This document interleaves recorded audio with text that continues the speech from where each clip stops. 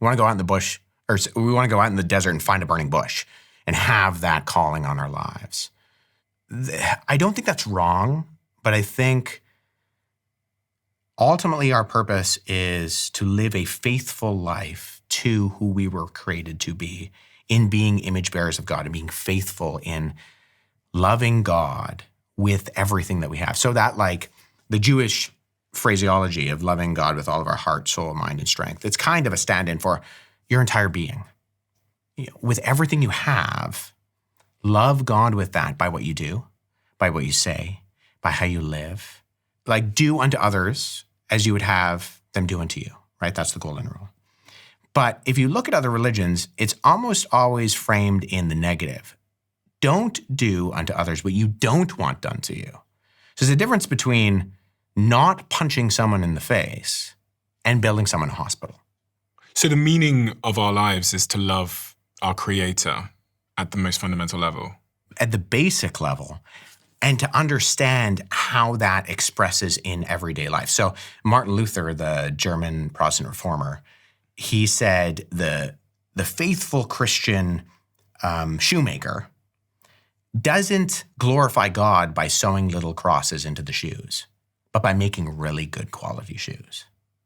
And so there's an aspect of God has endowed us, right? We're created in God's image. We create as an aspect of an outpouring of that which we are created to be. And we do that well. The proverb says, whatever your hand finds to do, do it with all its might. And the idea is, you have the capability to do incredible things. And the reason why you have that capability is because you bear the image of a creator who, like I said before, lives in a set of living, loving relationships. And so that God actually didn't need to create you, me, anything, right? So God is not better off or worse off if we love him or worship him or believe in him. He really isn't. He has existed in love, in relationship. And yet, the story of the Bible is that God chooses to create out of an outpouring of his love, knowing even that we are going to rebel against him, we are going to sin, right? Do wrong against how he has actually created us to be, and still desires to have that relationship. And if we do sin, if I sin in my life, do I go to hell?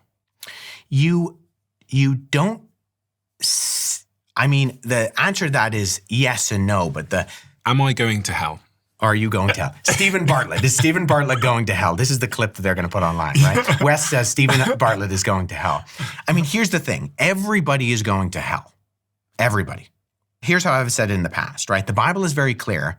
All good people go to heaven. But Jesus said, no one is good but God alone. So if all good people go to heaven, and no one is good but God alone, only God is in heaven. So do you believe that there is a hell and a heaven as we sort of typically understand it? A place that is great to go to after we die, and a place that is very hot.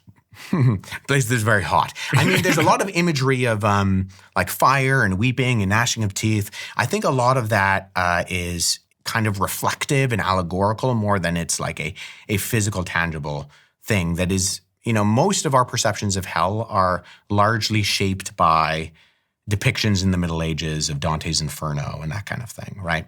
I think it's more so that you will experience the full weight of the separation from God's goodness. Not necessarily a separation from God, because I think God's punishment and his wrath are going to be felt there.